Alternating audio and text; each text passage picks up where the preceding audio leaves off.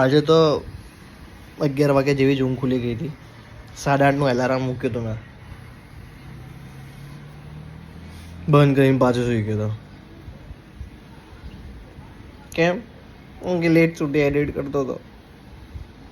કંઈ નહીં, હવે નહીં ધોઈને પરવારી. અને એકચ્યુઅલી આજે બહુ જ મોટી ચોથ છે. એવું કહેવાય કે આજની ચોથ ભરો તો 21 ચોથ ભર્યા બરાબર છે. ગણપતિ બાપ્પા મોર્યા. અને કંઈક ચંદ્ર દર્શન મેં જોયું હતું 9:30 વાગે કે એવું હતું.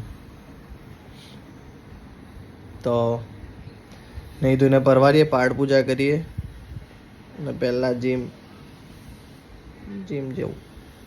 જવું પડશે. આજે બધું કામ સાઈડમાં મૂકીને નહાયો પણ નહીં, કારણ કે આમ બી બહુ જ પસીનો થાય જીમમાં જાવ એટલે. ઉઠીને બ્રશ કરીને પાણી પીને ડાયરેક્ટ જીમ. પહેલાં જ જીમ પડે જ નહીં, એ પહેલાં જ જીમ. એમ કે પછી તો જવાનું થાય ના થાય. અરે મારું બુલેટિયું ગંદાતું થઈ ગયું છે, સાફ કરવું પડશે. ચાલો, મને એ દુઃખ છે કે મેં અત્યાર સુધીમાં ક્યારેય આનો પસંદગીનો મેં એવો વિડીયો નહીં લીધો.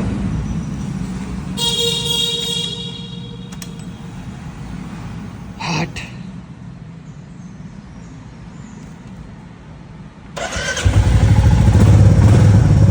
મને એ દુઃખ છે કે મેં હજુ સુધી ઓલો વિડીયો નહીં બનાવ્યો. આમ બુલેટ હોય તો નહીં બધા આમ વાંકા વળીને આમ થઈને ચલાવે ને સેલ ચાલુ કરે, એવો વિડીયો હજુ સુધી નહીં બનાવ્યો. મને લાગે જૂની થઈ જશે ત્યારે બનશે. કંઈ નહીં, જીમ જઈએ. આમ તો હું બહુ વિડીયો નહીં ઉતારું, કારણ કે જીમમાં બહુ બધી પબ્લિક હોય તો કદાચ એ લોકોની પ્રાઇવસીનો ભંગ થાય. હું ટ્રાય કરીશ એટલો ઉતારી શકું. બાકી જીમ પતાવીને મળીએ. અરે ચોથ છે એટલે મમ્મીને અહીંયા દર્શન કરાવવા લાવ્યો છું. કોઈ નહીં એકલો આવ.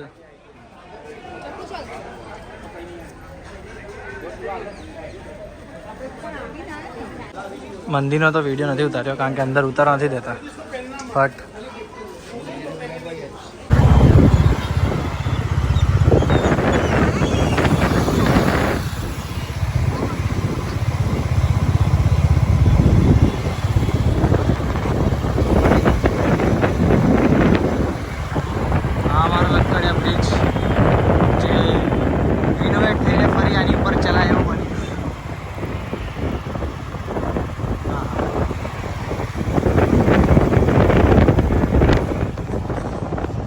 અમદાવાદ જોડે દરિયો નથી, તો જે સાબરમતી નદી છે.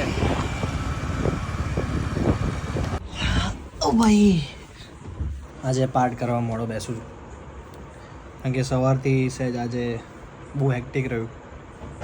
તમારા ભાઈ ઉપર બહુ મોટું કંઈક કાંડ થઈ ગયું છે. એ કાંડ હું રિવીલ કરીશ, હતું મેં શું નહીં. અત્યારે જો કે ઠંડુ રહે એમાં જ સારું છે.